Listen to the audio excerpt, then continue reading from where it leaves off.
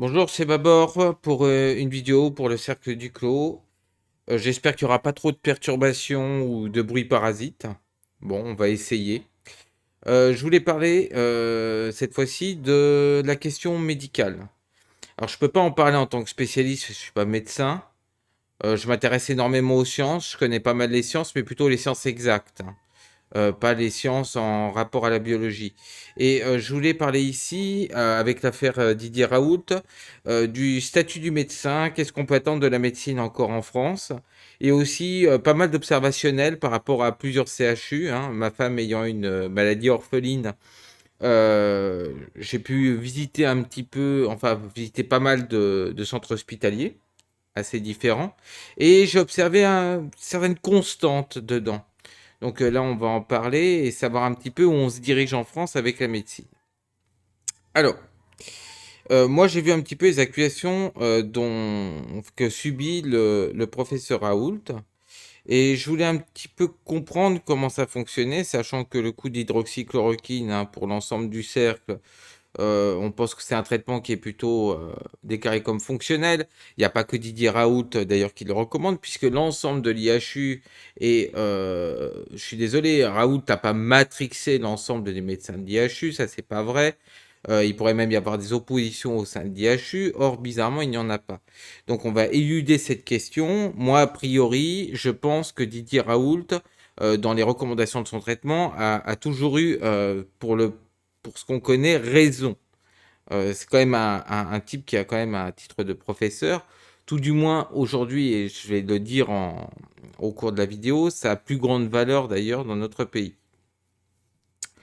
Déjà, on va aborder la question du statut du médecin. Qu'est-ce qu'il est aujourd'hui? Est-ce qu'il n'est pas tout simplement devenu une forme de technicien de santé, hein, comme l'a si bien dit à un certain moment le gouvernement? Est-ce que c'est encore un master ou est-ce que c'est encore un doctorant? Je pense même pas. C'est encore moins doctorant. En fait, c'est pas un doctorant et encore moins un master, on va dire. On pourrait presque dire qu'aujourd'hui, le médecin est devenu, du point de vue qualification, une forme de technicien supérieur, quelqu'un qui a une licence pro, quoi, un bac plus 3, voilà.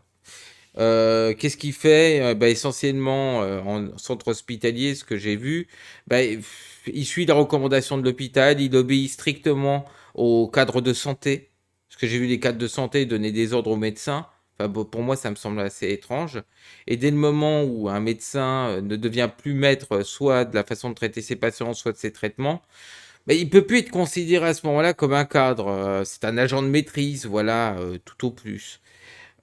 Pour ce qui est maintenant des médecins libéraux, bon, et tant qu'ils obéissent à la sainte sécurité sociale en tant qu'entité, non pas de remboursement, mais en tant qu'entité visualisatrice et régulatrice des traitements et de la façon dont le médecin a le droit de prescrire ou non telle ou telle chose, à ce moment-là, même le médecin libéral, qui est quand même inféodé à la sécurité sociale, à ce moment-là, en tant qu'organisme, pas en tant qu'organisme de remboursement, hein, en tant qu'organisme tout court de régulation, à ce moment-là, il n'est plus libre, il n'est plus cadre, il n'est plus qu'un agent de maîtrise au service de l'État.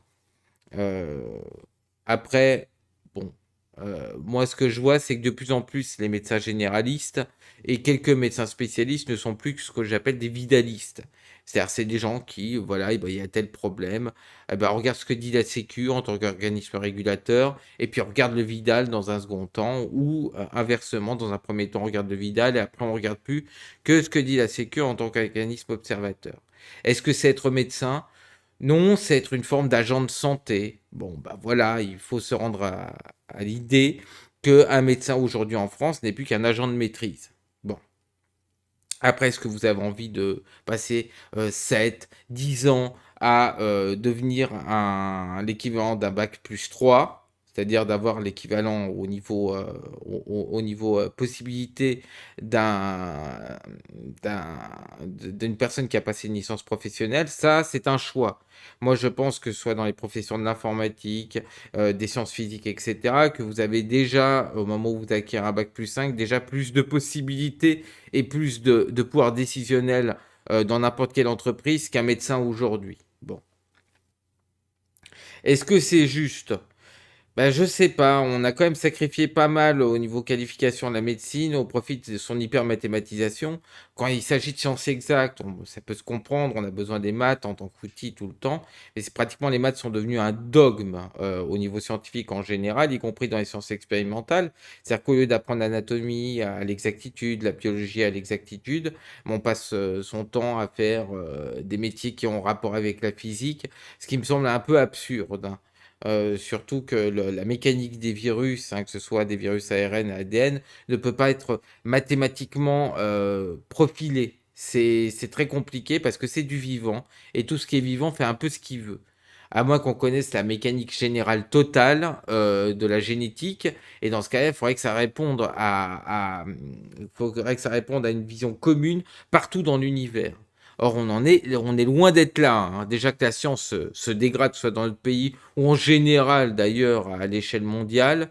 Voilà, bon, c'est ce qui était une possibilité prévisible sur 50 ans dans les années 50, 60, 70, 80. Aujourd'hui, bon, bah, apparaître comme farfelu. Donc voilà, moi je ne sais pas ce que vous en pensez. Moi je pense que les études de médecine se sont dégradées en qualité, qu'en général le statut de médecin a été relégué vraiment très très très très très très en arrière des qualifications qu'on pourrait attendre d'un médecin. Ça ne m'étonne pas que les naturopathes et autres charlatans se bousculent au portillon. D'ailleurs, c'est eux qui ont gagné, hein. À la suite là, de l'affaire Covid et avec ce qu'on fout dans la gueule de certains professeurs, s'ils voulaient faire passer la médecine pour pas sérieuse, alors ça, un certain nombre de naturopathes hein, bien connus du YouTube francophone doivent se frotter les mains, hein. Je dois dire que là, ils doivent bien rigoler, pour le coup. Parce que en fait, dans les faits, tant qu'ils sont pas piqués, ils ont même plus de pouvoir décisionnel qu'un médecin lui-même. Donc c'est extraordinaire. Personnellement, j'avais voulu à l'époque faire des études de médecine, je le regrettais, mais maintenant je le regrette plus en fait. Je rigole, je me marre. Bon, on va me dire, ouais, tu te marres alors qu'il y a des vies en jeu. Ouais, mais qu'est-ce que vous voulez qu'on fasse d'autre? On peut pas changer les choses tant qu'on n'a ni pouvoir politique, ni pouvoir décisionnel. Donc, il vaut mieux en rire qu'en pleurer, on va dire. C'est la meilleure des phrases. Donc dites-moi en commentaire ce que vous en pensez. Est-ce que le statut du médecin, du point de vue notabilité, s'est dégradé? Les études de médecine, pour moi, se sont dégradées, mais peut-être que vous avez une vision différente. Est-ce que vous avez vu aussi, comme moi, que les cadres de santé prenaient une importance décisionnelle absolument dingue? Parce que la meilleure personne encore pour désigner les traitements et la façon dont doit fonctionner dans les faits, même un hôpital, pour moi, c'est un médecin de le décider et pas un vague cadre de santé qui a été formé du point de vue administratif. C'est des questions, à mon avis, qui sont très importantes. Donc, bon, bah, écoutez, moi, je vous laisse votre avis, hein, et puis donnez-moi vos avis en commentaire. À plus tard.